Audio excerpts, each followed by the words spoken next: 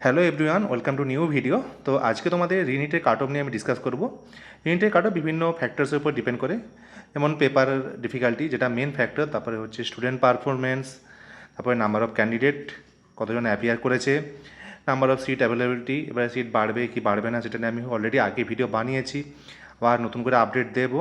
Next হচ্ছে reservation policy আর category wise seat distribution.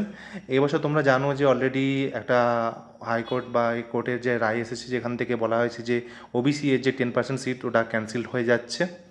তো সে অনুযায়ী অনেকটা এফেক্ট পড়বে কাট অফে। আর তারপরে হচ্ছে কাউন্সিলিং ট্রেন, সিট ক্যাপাসিটি, এগুলো নর্মাল জেনারেলি।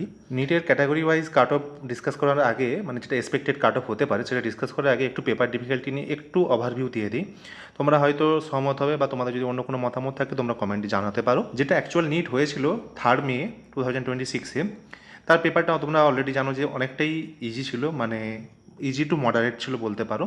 কারণ ফিজিক্স মডারেট টু ডিফিকাল্ট, মানে মডারেটই ছিল বলতে পারো। কেমিস্ট্রিও ইজি ছিল, বায়োলজিতে তো সবসময় এনসিআরটি থেকেই থাকে, তো ওটা মডারেট টু ইজি বলতে পারো। তো ওভারঅল পেপার তোমরা মডারেট টু ইজি বলতে পারো যেটা ছিল। আর ওই পেপার যদি থাকতো তাহলে কাট অফ একটু বেশিই যেত, মানে 2025-এর তুলনায়। কিন্তু এবার রিনিট যেটা হয়েছে সেখানে হয়ে গেছে একটু মানে মানে কোশ্চেন পেপারটা একটু চেঞ্জ হয়ে গেছে। যেমন রিনিটের ক্ষেত্রে তোমরা দেখেছো যে ফিজিক্সটা অনেক লেন্দি করেছে, একটু ডিফিকাল্ট তো আছেই বলতে পারো, কিন্তু একটু লেন্দিও করেছে। তারপরে কেমিস্ট্রি মানে একটু ট্রিকি ছিল, যে নর্মাল ডাইরেক্ট অ্যান্সার হতো না, ওগুলোকে আবার মানে যে 4টে অপশন ছিল সেগুলোকে আবার ক্যালকুলেশন করে বের করতে হচ্ছিলো, তো একটু ট্রিকি ছিল। আর বায়োলজি যেমন এনসিআরটি থেকে ছিল কিন্তু একটু লেন্দি ছিল। তো ওভারঅল মডারেট টু ডিফিকাল্ট ছিল। কিন্তু পেপারটা 2025 যতটা ডিফিকাল্ট ছিল অতটা ছিল না, ওর থেকে একটু কম ডিফিকাল্ট ছিল আমার মতে।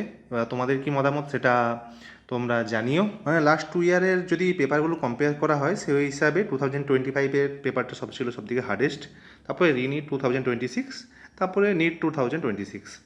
তো এই বেসিসে যে কাট অফটা হতে পারে এক্সপেক্টেড কাট অফ, আবারও বলছি এটা expected cut off, not the final cut off, তো সেটা আমি ডিসকাস করতে চলেছি।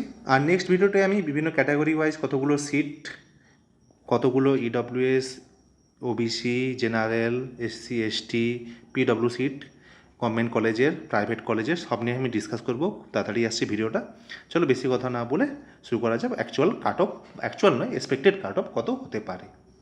তো এক্সপেক্টেড কাট অফ যেটা হতে পারে সেটা হচ্ছে আমার স্টুডেন্টদের রিভিউ প্লাস আমার সাথে যাদের কন্ট্যাক্ট আছে তাদের কাছ থেকে যতটা আমি মানে ফিডব্যাক পেয়েছি তার উপর বেস্ট করে 85% স্টেট কোটার ক্ষেত্রে ওয়েস্ট বেঙ্গলে যেটা হতে পারে সেটা আমি বলছি। এটাও আবার বলছি যেটা unofficial cut off, not the final cut off, ঠিক আছে। জেনারেল ক্যাটাগরির ক্ষেত্রে যে কাট অফটা যেতে পারে সেটা হচ্ছে 515 প্লাস 5 to 10 মার্কস। আমার মতে এক্সপেক্টেড কাট অফ এটাই হতে পারে। এর উপরে যারা আছো 515-এর উপর তারা আশা করি সেফ।